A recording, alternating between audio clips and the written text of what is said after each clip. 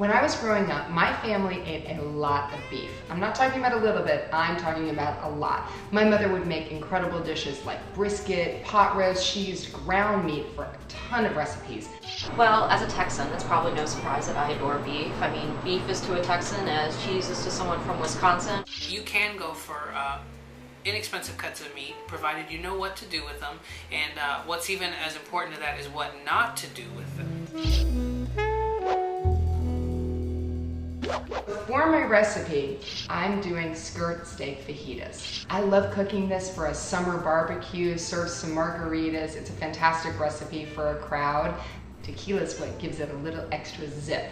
Don't worry, the alcohol from the tequila is going to completely cook off. I love that you use tequila in your marinade.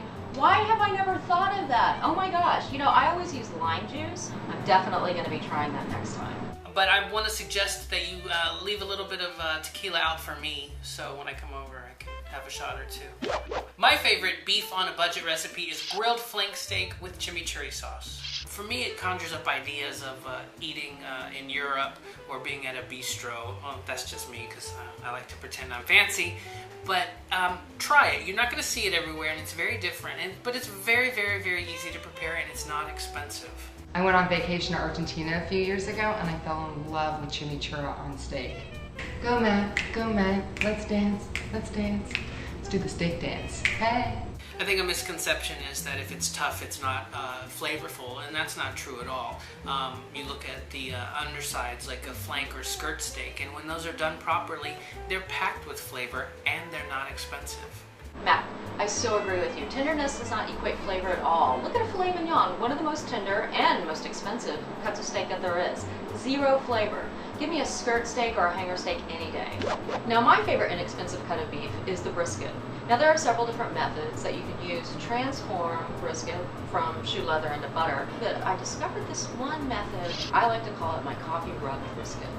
I've made brisket before, Lisa, but a coffee rub is a fantastic idea. Lisa, you know, we both grew up in Texas, so brisket runs through our veins. I'm definitely going to try this recipe. I don't actually ever cook brisket. I wait till I go back home to visit my parents, and then I get my brisket fixed, but I'm definitely going to try this recipe. Now, you might be wondering if it's okay if you can use decaffeinated coffee. And, well, I actually highly recommend it, especially if you're going to be doing this in the evening. As I recently discovered when I made this for a group of friends, and I did it with caffeinated coffee, and after all that caffeine, we were bouncing off the walls way past our bedtimes. Since I'm nursing, I am psyched that I can use decaf coffee so I can actually eat your brisket recipe. You can go for inexpensive cuts of meat, provided you know what to do with them, and what's even as important to that is what not to do with them. That's the real key.